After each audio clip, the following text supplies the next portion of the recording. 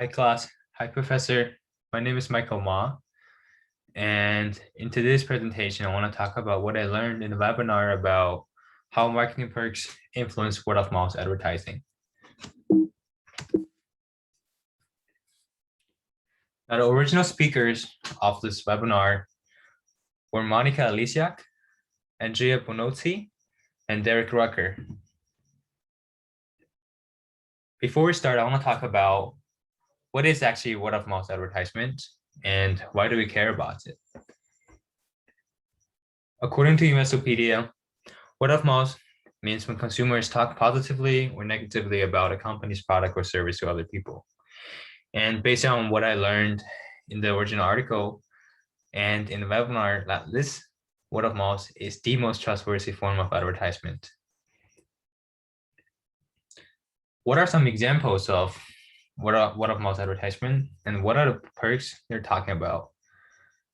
I think the perks are freebie, a gift, a discount, something the companies use that can motivate people to participate and to purchase.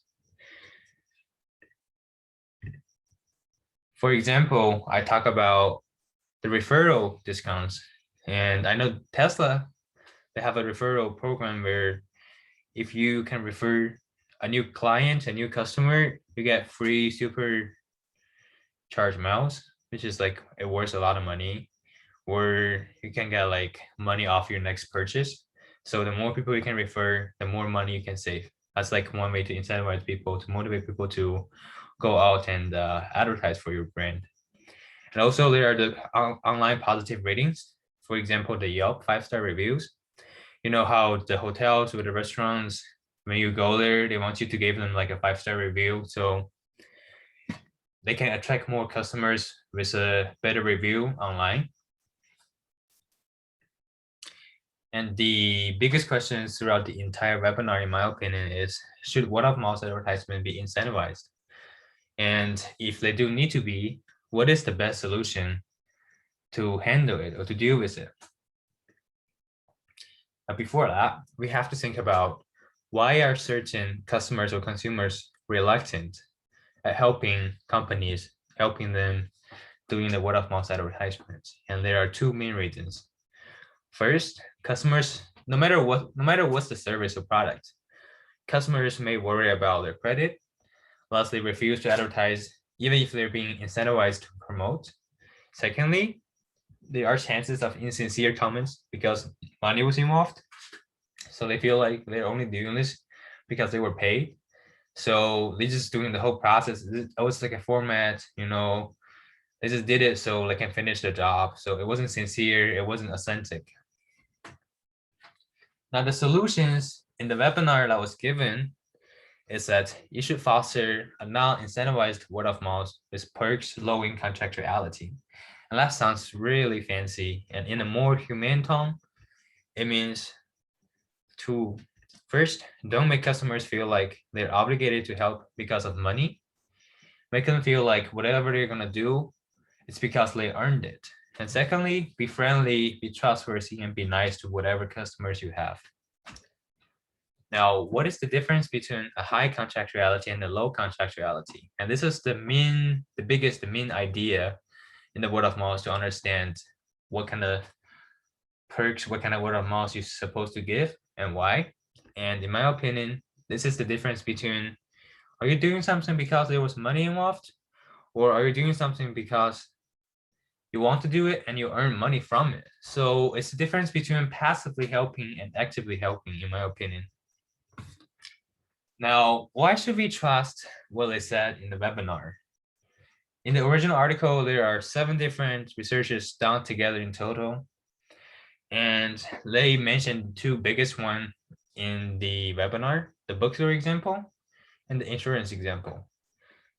Now, in the bookstore example, it mainly talk about how positive comments and likes generated by people who participated in this bookstore experience. And then there were 2 different groups of people. Those who were told to finish a survey so they can earn a $5 cash back, and those who helped to finish a survey and was told they will get a $5 because they helped. So it was the difference between helping because they want to and helping because they were obligated to. And what we learned in this is that obligations to help make people less prone to be sincere because they feel like, okay, I'm doing this because I have to and money was involved. So it's not as sincere and as authentic as other people. And secondly, people who weren't being forced to participate in surveys are more willing to help, given good word of mouth. So it's the same concept. Don't force people or don't put money in their behaviors. The second example is about insurance example, and it's about how a low contractuality, have no money involved in the behaviors works better in normal situations, in normal advertisement or whatever.